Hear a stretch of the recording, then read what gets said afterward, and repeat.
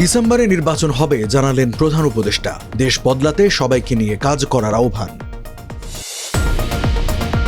সংস্কার কমিশনের কিছু সুপারিশের সঙ্গে নির্বাচন কমিশনের ভিন্ন মত। সংস্থার স্বাধীনতা খর্ব হবে জানিয়ে চিঠি। নারী ও শিশু নির্যাতন দমন আইন সংশোধনীতে নীতিগত অনুমোদন। ডিএনএ ছাড়াও হবে ধর্ষণের বিচার। সালমান এফ রহমানের বিরুদ্ধে কোভিড ভ্যাকসিন কেনায় 22,000 কোটি টাকা আত্মসাতের অভিযোগ, অনুসন্ধান করবে দুদক। এবং বাংলাদেশে পৌঁছেছেন EPL footballer Hamza Chowdhury. Asian cup বাছাইয়ে ভারতের বিপক্ষে জয়ের আশা।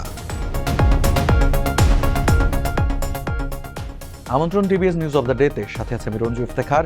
এতক্ষণ দেখছিলেন সংবাদ শিরোনাম, এবারে জানাবো বিস্তারিত। ডিসেম্বরে নির্বাচন হবে জানিয়েছেন অন্তর্বর্তী সরকারের প্রধান উপদেষ্টা ডক্টর মোহাম্মদ ইউনূস। তিনি বলেছেন, অন্তর্বর্তীকালীন সরকারের হাতে খুব বেশি সময় নেই। আমরা ইতোমধ্যে 7 মাস পার করে এসেছি। আমরা বলছি ডিসেম্বরে নির্বাচন হবে, কাজেই কি সংস্কার করতে চাই করে ফেলতে হবে। আজ 17 মার্চ মাঠ পর্যায়ের পুলিশ কর্মকর্তাদের উদ্দেশ্যে বক্তব্যে এই কথা বলেন তিনি। প্রধান উপদেষ্টা বলেন, দেশ বদলাতে হলে একক নির্দেশে নয়, বরং সবাইকে নিয়ে একটি টিম হয়ে কাজ করতে হবে এবং বাংলাদেশে যত টিম আছে তার মধ্যে সবচেয়ে গুরুত্বপূর্ণ টিম হলো পুলিশ। তিনি আরও বলেন, আমরা পুলিশকে অবহেলা করে দেশ গড়তে পারবো না। তারাই সম্মুখ সারির মানুষ। তারা ক্ষেত্র প্রস্তুত করলেই বাকি জিনিসগুলো হয়। আইন শৃঙ্খলা না থাকলে যত বড় বড় চিন্তাই হোক, যত টাকাই থাকুক, কোনো কাজে আসবে না। নির্বাচন ব্যবস্থা সংস্কার কমিশনের কিছু সুপারিশের বিষয়ে ভিন্ন মত জানিয়ে জাতীয় ঐক্যমত্য কমিশনকে চিঠি দিয়েছে নির্বাচন কমিশন। নির্বাচন কমিশন মনে করে এসব সুপারিশ বাস্তবায়িত হলে ইসি স্বাধীনতা খর্ব হবে।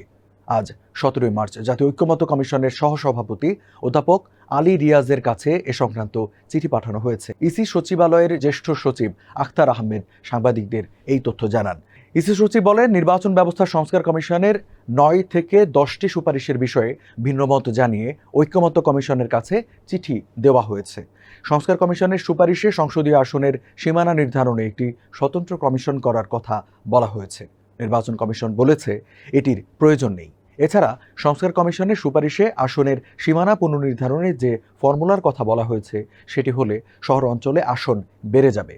ইসি মনে করে ভোটার সংখ্যা, জনসংখ্যা এবং আঞ্চলিক অখণ্ডতা বিবেচনা করে সংসদীয় আসনের সীমানা পুনর্নির্ধারণ করা উচিত। নারী ও শিশু নির্যাতন দমন আইনের সংশোধনীর ব্যাপারে সরকার নীতিগত অনুমোদন দিয়েছে বলে জানিয়েছেন বন ও পরিবেশ বিষয়ক উপদেষ্টা সৈয়দা রিজওয়ানা হাসান। 17 মার্চ প্রধান উপদেষ্টা অধ্যাপক ডক্টর মোহাম্মদ ইউনূসের সভাপতিত্বে এক বিশেষ সভায় এই সিদ্ধান্ত নেওয়া হয়। রাজধানীর বেইলি রোডের ফরেন সার্ভিস একাডেমিতে আয়োজিত এক প্রেস ব্রিফিংয়ে এ কথা বলেন পরিবেশ উপদেষ্টা। পরিবেশ উপদেষ্টা বলেন, গত বুধবার 12 মার্চ আইন উপদেষ্টা আসিফ নজরুল ধর্ষণ মামলার তদন্ত ও বিচারের সময় কমিয়ে অর্ধেক করতে সংশোধিত নারী ও শিশু নির্যাতন দমন আইনের খসড়া প্রণয়ন করা হয়েছে। খসড়া আইন অনুযায়ী ধর্ষণের মামলা তদন্তের সময় 30 দিন থেকে কমিয়ে 15 দিন এবং মামলার বিচার কাজ শেষ হওয়ার সময় 180 দিন থেকে কমিয়ে 90 দিন করা হচ্ছে। বিচারক যদি মনে করেন তবে ডিএনএ রিপোর্ট ছাড়াই মেডিকেল সার্টিফিকেটের ভিত্তিতে মামলার বিচার ও তদন্ত কাজ চালাতে পারবেন।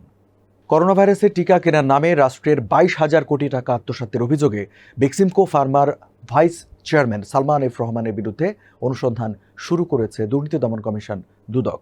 আজ সোমবার 17 মার্চ তার বিরুদ্ধে অনুসন্ধানের সিদ্ধান্ত হয়। ঢাকার সেগুনবাগিচায় দুদকের প্রধান কার্যালয়ে সংস্থাটির মহাপরিচালক আক্তার হোসেন এই তথ্য জানান।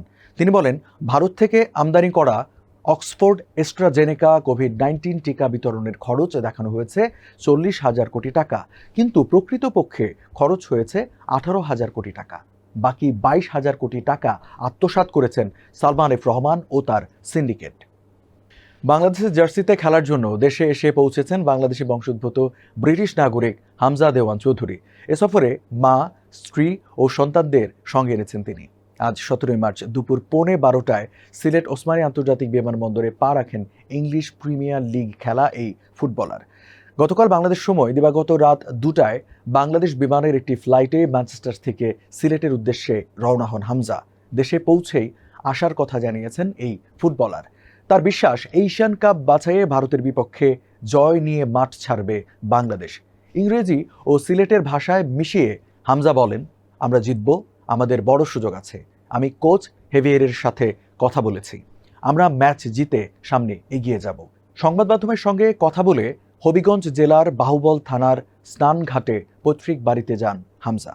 দর্শক, এই ছিল আজকে টিভিএস নিউজ অব দ্য ডেতে। এতক্ষণ সাথে থাকার জন্য ধন্যবাদ সবাইকে।